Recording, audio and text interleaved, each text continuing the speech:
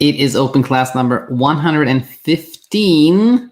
Hope you're doing really well. And thank you for tuning in. We are going to go over 5 messages today. And I hope this will bring a lot of value to whoever sent the message, of course, and anyone that is tuning in. As always, nothing is medical advice, just general thoughts and comments that I hope will be really helpful to the community here.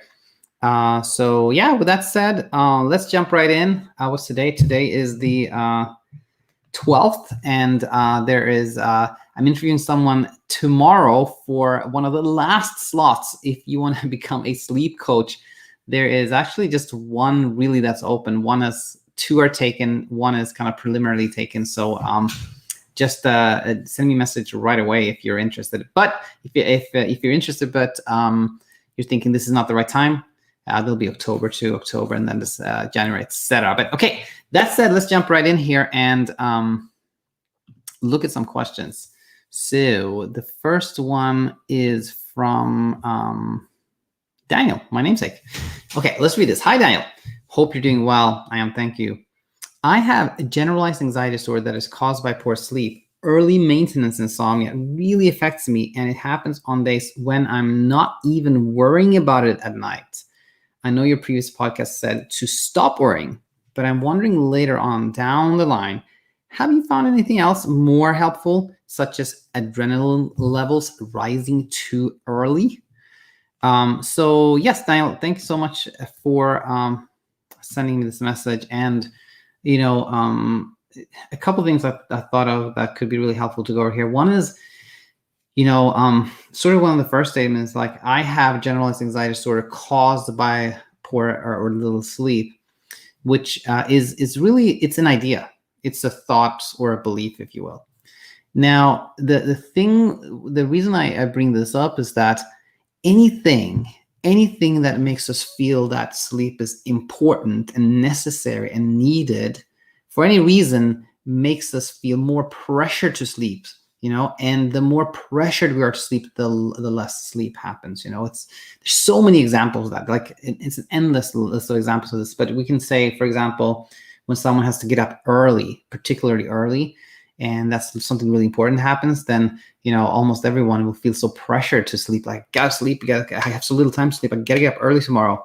Then little sleep happens. Like when we sleep very little and sleep is very fragmented and wake up all the time, like that hyperarousal, that pressure to sleep is there. Just one out of like a million examples of when we feel pressure to sleep, we sleep less and less well. So imagine if any disorder, any condition, anything is dependent on how you sleep. If you think that this thing I have will only get better if I sleep more, oh my gosh, that's so much pressure to sleep. So I think it always helps to really look at the literature and look at studies and things and see that there's not been any study that shows that insomnia causes anxiety, causes depression, causes any health problem, right? And the way I see it is actually that insomnia is a type of anxiety, and anxiety, insomnia, depression, like OCD, you know, all these things, like kind of that internal storm we can have, comes from the same place. It is some type of thing that the brain is afraid of, some discomfort, something that the brain is like, this is dangerous, we shouldn't have this. And the more we try to get away from it and escape it, the more the brain thinks, oh, this is really bad, we shouldn't have this. And then, you know, it just becomes this self-fulfilling kind of loop where, like, the more we try to get away, the more struggle we have, et cetera, et cetera, et cetera. And that, I think, is true if we feel like, I don't want to have this emotion that we call anxiety, which is really just a signal from the brain that will kind of be on the lookout. There might be something that's troublesome, something harmful maybe in the neighborhood. That signal itself is completely harmless. But when we start to think like, oh, I shouldn't have this signal, then the brain goes like, oh, this person's not listening, I got to push the signal harder. I don't want to listen. It comes harder. That's anxiety. Insomnia is like, I don't want to be awake. And then the brain's like, wait, are you afraid of being awake? Then there must be something there. I have to push the signal even harder, et cetera, et cetera. So it's like with all of them, when we go towards peace, like, it's acceptable for me to be awake at night. I'm not going to try to fight that or change it. I feel anxious right now, and that's acceptable. It's just a signal from my brain. I don't need to try to escape that.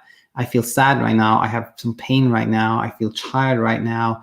All those are just signals, and the more we try. So my point here is that they're all from the same root. Like, and when we find peace when it comes to sleep, for example, we can apply that to so many areas of our lives, and like we'll just generally have more peace.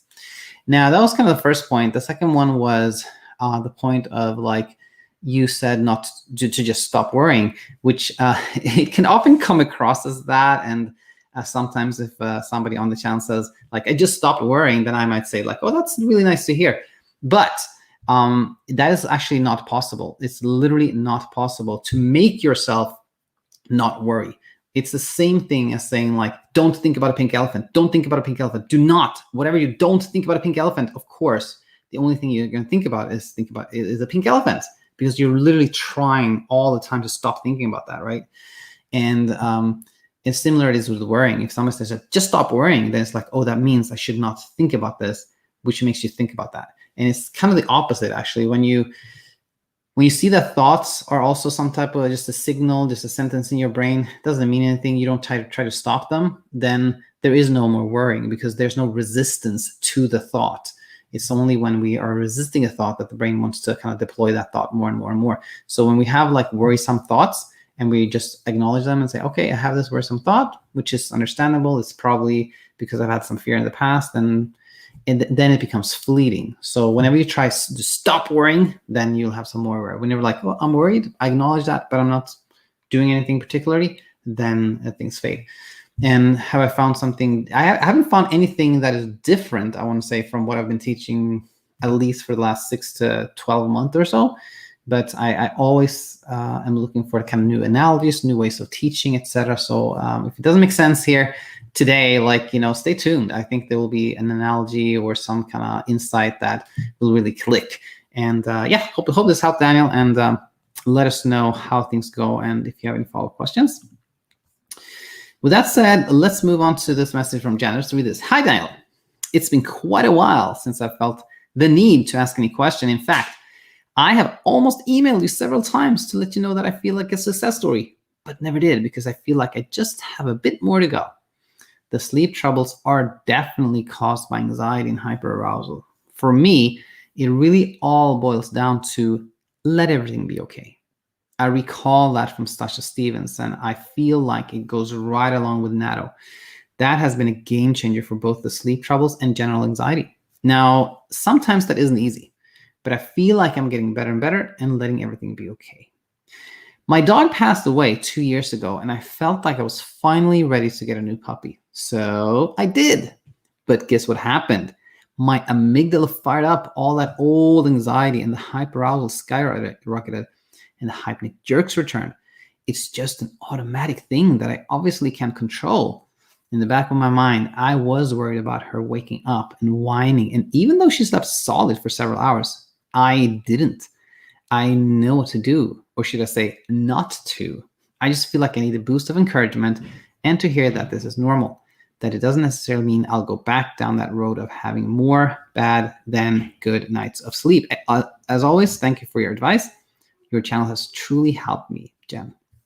Jenn, I'm so glad to read that the channel has been helpful. And I don't know if you meant to just send a message that I could read on the channel, but if you want to be a guest, a lot of people feel like, I want to really have this, be completely past insomnia, so I can be like a true success story, which, I understand that, because then, it's kind of easier to talk about something when it's sort of in the rear view mirror.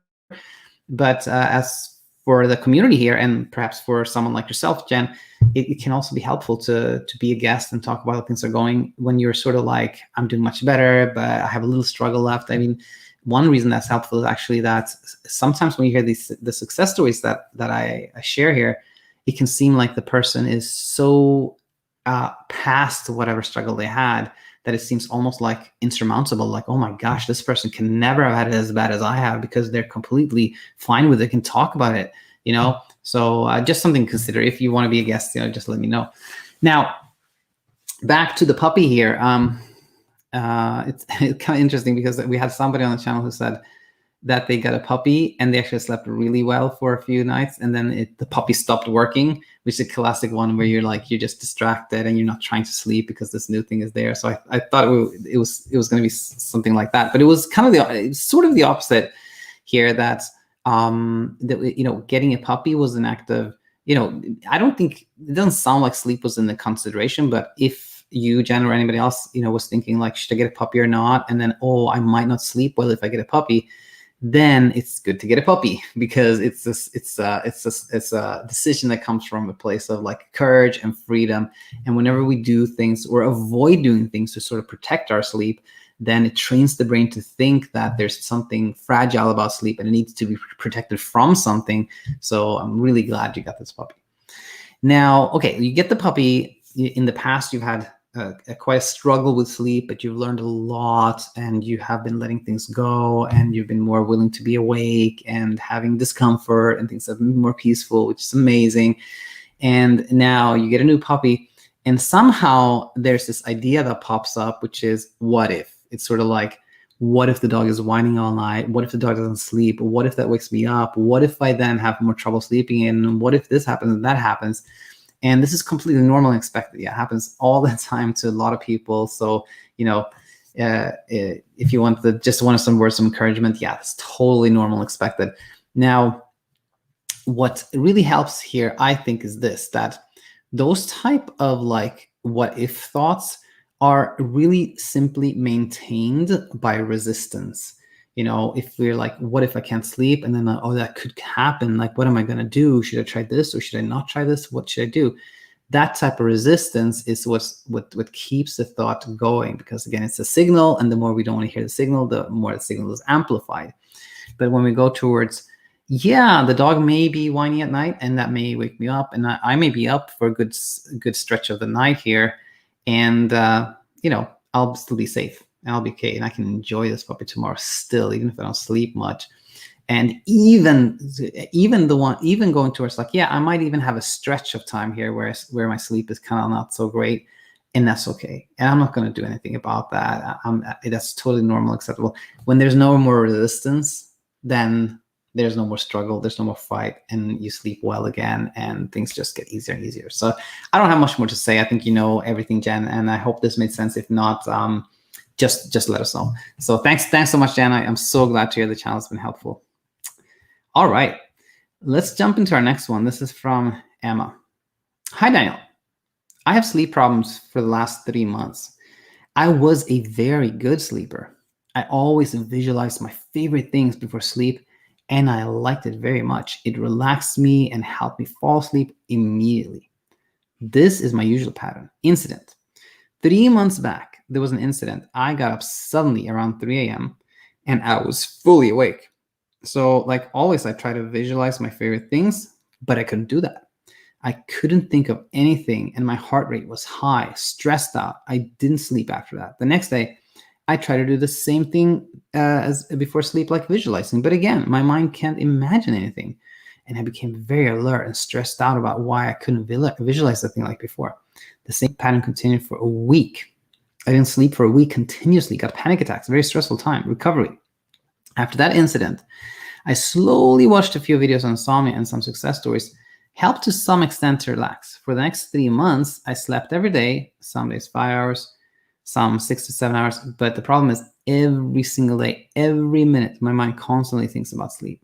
And I'm scared of that incident and the stress I went through that period. I'm always scared that incident might happen again. From last 2 days, again, I lost sleep, hardly slept for 3 to 4 hours. My eyes were paining because of lack of sleep. I don't want to go through this emotional, physical stress again. I'm scared that if I don't sleep, I may get health problems. I may die. So many unpleasant thoughts. I want to gain that confidence back. I don't want to think about sleep, irrespective of whether I sleep properly or not. I want to stay calm and confident. What should I do for that? Please advise. What should I do before sleep to calm down? I'm looking for some ritual to do before sleep. So let's see. This was Emma. Emma, thanks so much for sending this message. And it's a lot to learn here from that. I think it's really, really helpful. And first of all, I can hear, of course, how much struggle is happening right now. But there's already so much there's a lot of insight here, and I think when there's just a little bit more understanding, things just get so much easier. So I want to start talking about the visualization and the illusion of controllability, which is so common. In fact, tomorrow I'm going to post an episode about the Matrix, where me and Alina, who is a soon-to-be coach, she's going to graduate as a coach very soon, we talk about this analogy that she came up with. Basically, the gist of it is that when you have, somebody who doesn't have any trouble sleeping, let's say, are often living in this illusion that they are sort of having some type of control over their sleep. If you ask someone like, well, what do you have any trouble sleeping? No, I can sleep at the blink of a hat. Like I can sleep anywhere. Like that person truly believes often that they somehow can control sleep, which is a total illusion. And one way you can sort of prove that to be wrong is if you imagine like sitting next to a person and say, okay, you said you fall asleep in 5 minutes. Show me that. Okay. I have a notebook, I have a clock timer here, and like, okay, go, go. That person's going to have a lot of trouble because now they're trying to sleep, they're trying to perform and trying to do something, and now there will definitely be delay until sleep happens, right? So, and the same thing can happen. Like, if you start having trouble sleeping, you go back and you're like, wait a minute, what did I do before? And this is totally normal. It's part of the brain's like problem-solving machinery. The brain goes back to see, what did I do before, to find out what you did before so that you can do that now. It's a classical problem-solving thing. Now, when the brain goes back and say, what did I do before? It goes, oh, of course, it was the visualization. I used to visualize something nice, and that led to me sleeping. So like, bada bing, bada boom, bada bang, I can do that again. And now, this illusion now is playing out in a sense that now you're trying to do what you think you did before, which isn't true. You didn't do anything. It was the absence of effort that led to sleep, right? But now you're lying there. It's like, okay, visualization, that's it. Now I'm going to visualize. Wait a minute, I can't even visualize. Like I can't even I can't even make myself think about that thing, which is so classical. It's the opposite of like when I say, don't think about a pink elephant, you do, but you're like, just think about a pink elephant. The only thing you're allowed to think about is a pink elephant. Just think about a pink elephant, nothing else. It becomes really hard to do that. So it's very, very expected that when you try to visualize something nice that you then think will make you sleep, there'll be a lot of struggle because you won't even be able to visualize it. And even if you can have fragments of the thing you want to visualize, it will not lead to sleep because now this is an effort to try to make yourself sleep. And of course, like the more you push that, the more you're like, no, it didn't work. I'm going to try it harder. It didn't work. I'm going to try it harder. I'm going to try it even more and even more and even more. Then it's going to lead to like a lot of struggle sleeping, which sound like, that happened. And then there was a period of a little bit less struggle at night, a little bit more sleep happening. And that can be confusing too, because you can think that you learned something on this channel that somehow kind of like you gained a little bit of control back, but in reality, it's always the opposite, that you became a little bit less fearful and you tried a little bit less. You were a bit more okay with whatever happened, a little bit more okay with being awake at night. That leads to some more sleep, but the fear is still there. The fear is like, okay, I'm sleeping a little bit more now, but what if I stop sleeping again? What if this happens? What if that happens? The fear is still there. The fundamental truth, which is that there's nothing wrong with you. There's just a little confusion in the safety center in the brain that thinks that being awake is a threat. When that hasn't been completely understood, there can still be the sense of like, there's something I don't have control over that can happen to me at any point, and I gotta kind of be safe from it. Well, then guess what? There can be any little trigger, any little change, trigger some stress, and then boom, you're not sleeping again. You try the visualizations, you try whatever you had, but again, more effort doesn't lead to any more sleep. Now, the last part of this message was like, I'm looking for something to calm myself down, like a ritual, which is the same type of idea again, that the idea is if I can make myself calm, then I will sleep. And if I can make myself calm, the idea there is basically that some people can do something so they become calm, which is not possible because no human being who's ever lived or ever will live can do something to make themselves feel a certain way or make themselves think something.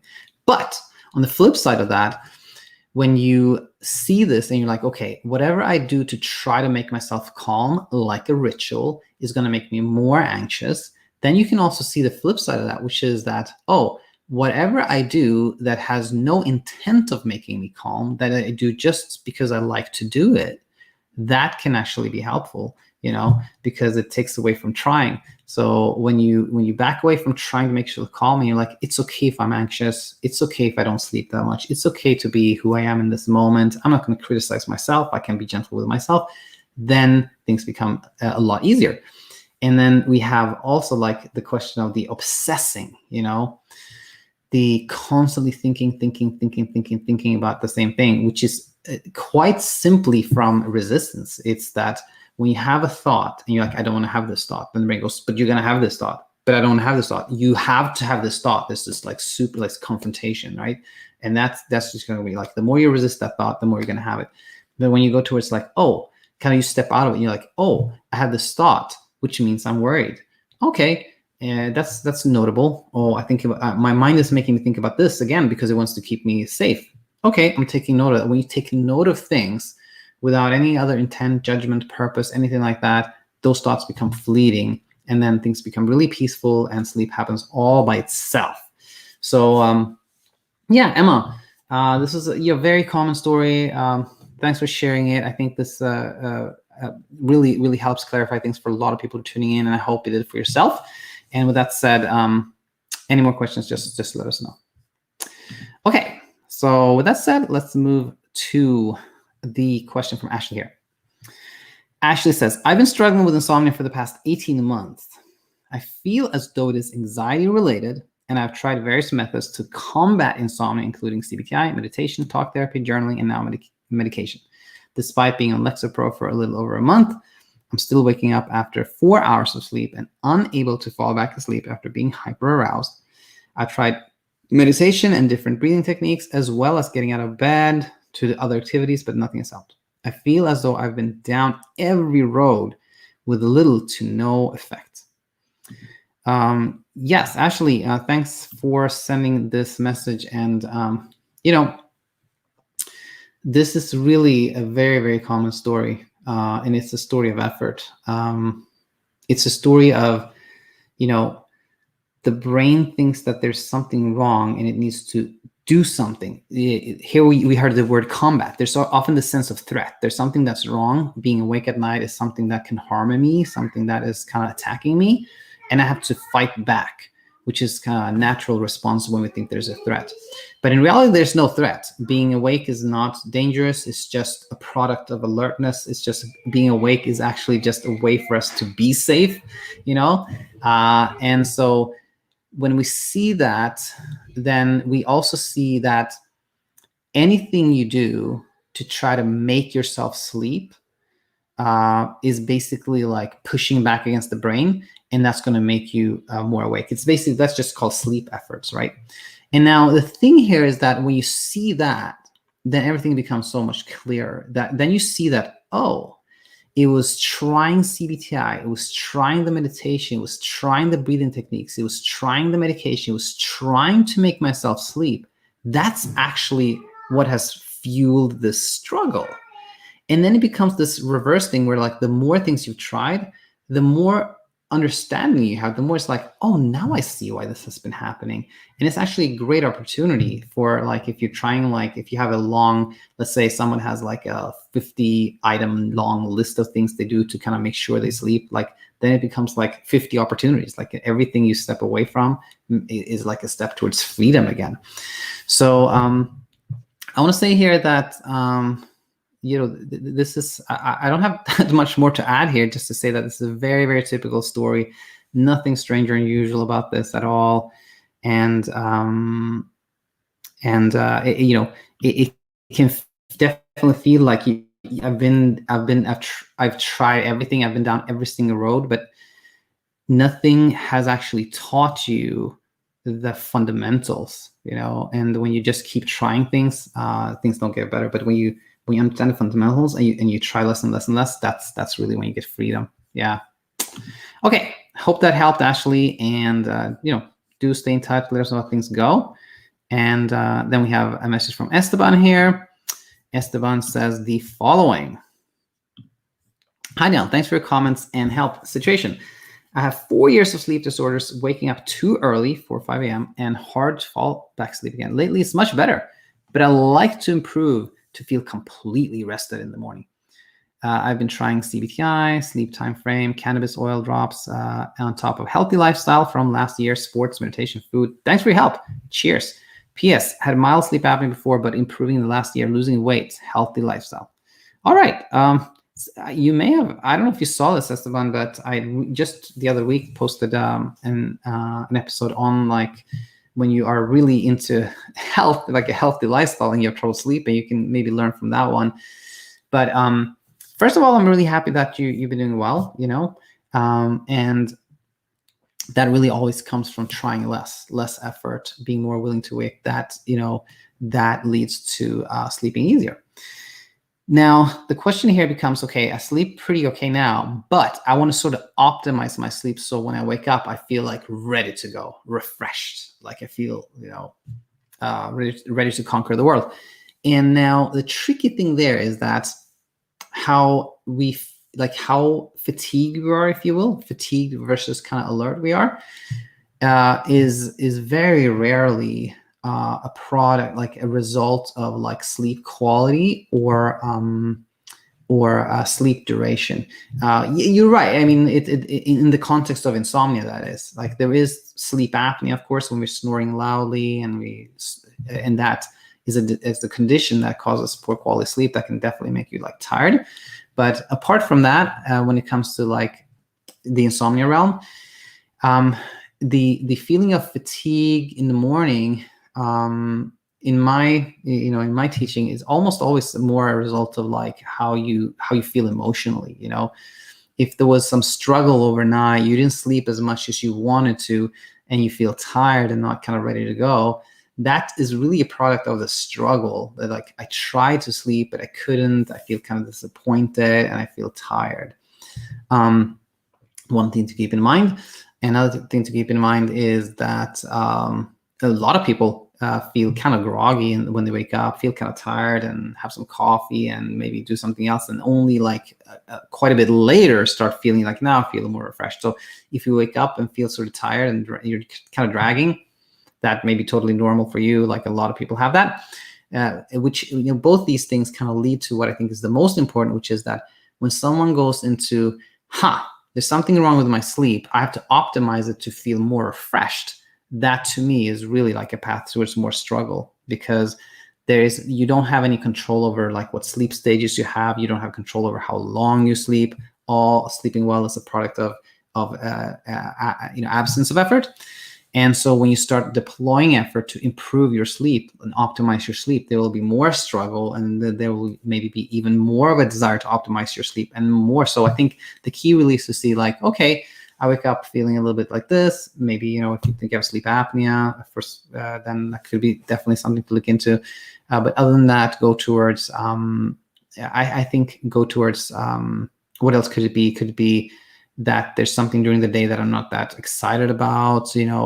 Explore thoughts, because thoughts really drive how we feel in terms of fatigue very, very much. And acceptance. Maybe it's okay to be a little bit tired in the morning. And when you say that it's okay to feel things are okay the way they are, then they actually often get better because there's less trying. So Esteban, those were kind of my main thoughts when I heard this. And so I want to say, thanks so much to everyone for tuning in. Thanks for sending questions. And anyone has a comment, please leave it on this episode. In the description, there is a link if you want to send questions to open class like this.